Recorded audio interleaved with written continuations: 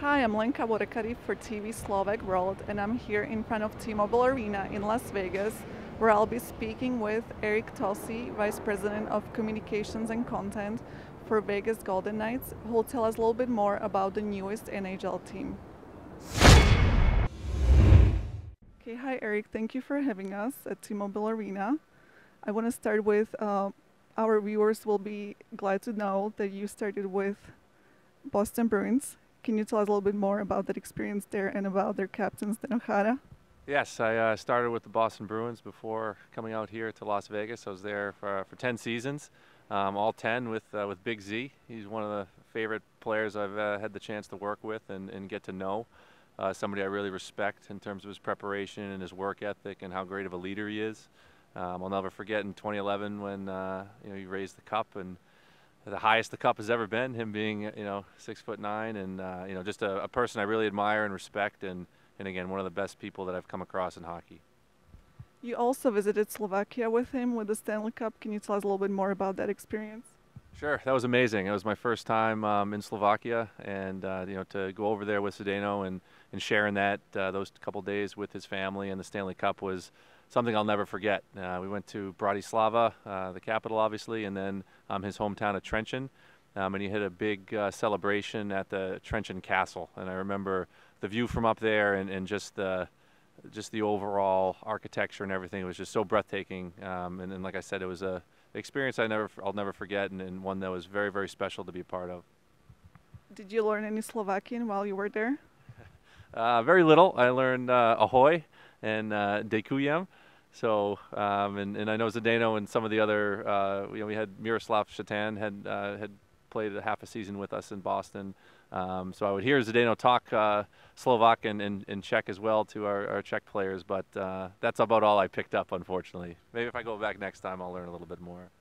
Well, those are the basics, so you can get by with that. Okay, well, let's talk about the Vegas Golden Knights.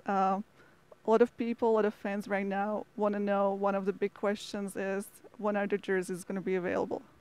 Yes, so the jerseys, we're working with the NHL and Adidas. It's interesting this year because really all 31 teams are getting new jerseys as a result of the new partnership with Adidas. So we're taking their lead on a lot of the timing. So we expect to have the jerseys unveiled in June, at some point in June, close to the expansion draft. And they hope to become available closer towards the end of the summer when the season begins. And another question, fans want to know, where are they going to be able to watch the games? Yes, on television. We're approaching the finish line, I'd say, on finalizing a local television deal here in Las Vegas. So we hope to have an announcement on that within the next few weeks. What about the AHL affiliate? Yeah, so the AHL affiliate, we hope to have that once the conclusion of the AHL season has come about.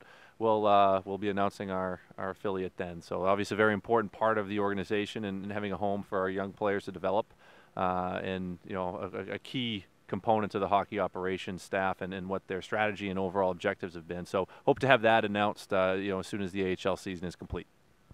One of the big questions that was answered just recently is the first coach in the team's history, Gerard Gallant. What kind of team is he going to be trying to assemble here? Yeah, I think he said too he's going to be coaching who George and the hockey operations staff put in the dressing room. So I think you're going to expect a team that competes hard. It's going to be physical. It's going to be a blend, as George has said, a blend of speed, physicality, and skill.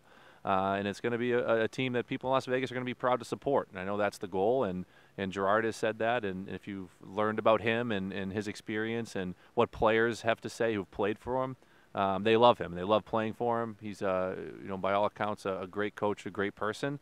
And I think that, I think fans should be excited about having someone like that being the first coach in franchise history, just because there's going to be a whole group of players that have never played together before, right? We're getting 30 players from all the other clubs that have never played together before, so they're going to need a coach that is able to bring everyone together, and he's the guy. So the expansion draft is near. Can you tell us anything about that? As far as who we're looking at, no. But just as far as the expectations and how excited everybody is here to finally get our team, right? You know, people have put down season ticket deposits without knowing a team was even going to exist here, but now we'll know who those players are on June 21st. So a lot of excitement.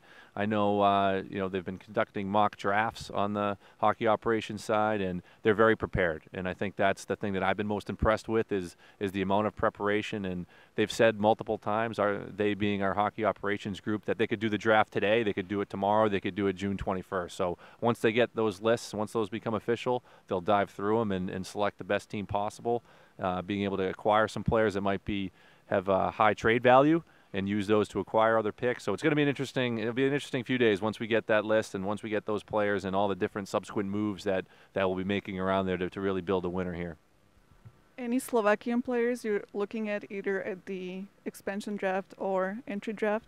I'm sure there are. You know, I know that there's you know, the Slovakian players have had a long history of success in the NHL, and I know George and we have scouts based over in Europe that have been in those leagues and checking out what players do exist at both the amateur and the pro level and the European pro leagues too. So I know that this is a canvassing everywhere for, you know, worldwide search for the best players, and whether they're Slovakian, Finns, Russians, Swedes, you know, George and his team are going to find them. And I know that there's a lot of respect for those types of players and Slovaks in the league, and if they're available, I'm sure we'll go after them. You mentioned the local fans and season ticket holders. They put deposits on a team that didn't exist. What's the number of season ticket holders as of right now?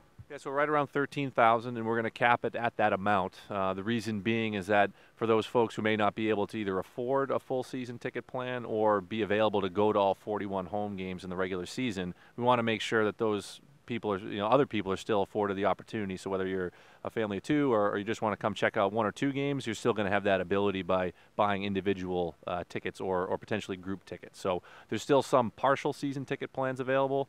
Those are in 11 and 22 game increments, but you know, we still want to have the individual tickets available for those folks who either may not be able to afford or may not be able to attend because of their work schedules and family schedules and everything else going on. And going back to the fans, are there any special events planned for the fans? Yeah, there'll be lots of those actually as we gear up. I think the next, you know, in addition to some on the youth level in terms of street hockey and some youth hockey initiatives, we'll have those. But also coming into the expansion draft, we're planning a fun event there in conjunction with the NHL and the NHL Award Show. And there's going to be a lot of excitement once we get our players, once we get the team in market here. There's going to be a lot of community outreach, and fans are going to be sure to be able to learn about their players. They're going to be going to the same schools as, you know, their kids are going to be going to the same schools together. They'll see them at grocery stores and restaurants all around town. And we're really going to be a team of you know, the Las Vegas community right from the start. And it's still a little bit of ways away, but it's going to be here before we know it, and that should be really exciting for everybody. Yeah, like you said, it's a little bit ways away, but you have already done some community events. Can you just tell us a little bit more about those? Sure. Yeah, February being Hockey is for Everyone month is one of the major league initiatives that, despite not having any players, we were able to participate in.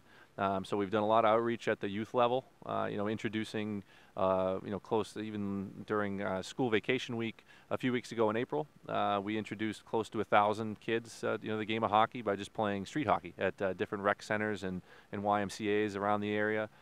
We've done a clinic with, you know, as part of Hockey is for Everyone month with the LGBTQ community, which went over really well. USA Hockey, we partnered with them on a Try Hockey for Free Day. So again, our goal is to really help grow the sport here in Nevada and in Las Vegas. And with the construction of our practice facility, we'll have 2 sheets of ice that are going to be there, and those are going to be for players and skaters of all levels. So whether have never tried on a pair of skates before, to if you've been playing ever since you were 5 years old, and there's going to be adult leagues, there'll be youth leagues, there'll be learn to skate programs. The whole spectrum is going to be there. So that's all part of our plan and our major goal to help grow the sport of hockey here in Nevada. Now let's talk a little bit more about fans from different cities. Vegas is a attractive tourist destination. Are you partnering with any hotels or airlines for like a specific hockey travel packages? So we will have partnerships with hotels and airlines, but with regards to specific travel packages, at this point, because our season ticket and local fan base is so healthy, you know, there really isn't a need to try to get 3,000 to 4,000 or large groups from other cities in here for us to sell seats. If you look around, we're going to want this arena to be filled with Golden Knights fans, and we feel that with the amount of support that we've already had here in the community, that's how it's going to be, and we're not going to be reliant upon other teams to come in here and buy our tickets for us to sell out every night or for us to make our numbers. So while we are going to welcome everybody in here, we want it to be predominantly Golden Knights fans. I've been in some buildings before, having traveled with the Bruins, and sometimes the Bruins fans are great in terms of traveling, and they would sometimes be half full of Bruins fans on the road, and that's not an enjoyable experience for the home team fans. So we hope that our Golden Knights fans are going to come out and they're going to be the ones to fill the building and really make this the best arena to watch a game in the NHL. Playoffs started round 2 yesterday. Did you do your bracket challenge, and who did you pick to win this season? Well, I had to stay true to my roots in Boston, so I did pick the Bruins. That didn't work out so well with the injuries and everything else, but I had Boston and Edmonton, so we'll a rematch of the early 90s there. So Edmonton's still around, but tough losing your Eastern Conference champion in the first round, but there may have been a little bias in that pick. So what about when you know who's left on the East? Is it going to be Edmonton and who? Yeah, I'll stick with Edmonton. The East right now, it's tough to go against Pittsburgh, but that's going to be a great series. I'm really looking forward to the Pittsburgh-Washington series. Rangers have had a great year too, but I see them beating Ottawa, but Pittsburgh defending champs. Crosby's healthy. It's going to be hard to pick against them, but again, my heart was with Boston, so I took them in my bracket. And what about Vegas Golden Knights? Are they going to make it into playoffs in their first season? Well, we'll see about that. I think once we see the roster, I think we'll have a better idea. But it's a competitive division that we're going to be going into. So I know Bill Foley has said he wants the playoffs in 3, so I'll stick with that. Year 1 might be tough, realistically. I like to be honest. So there's probably going to need to be a little bit of patience here, but we have all the faith. We have a great staff on the hockey side that's really going to build a winner here, and it may not be year 1, but hopefully sooner than later we'll be in there and have all that excitement of playoff hockey in our arena. Thank you very much for your time, and good luck in the first season. Thank you.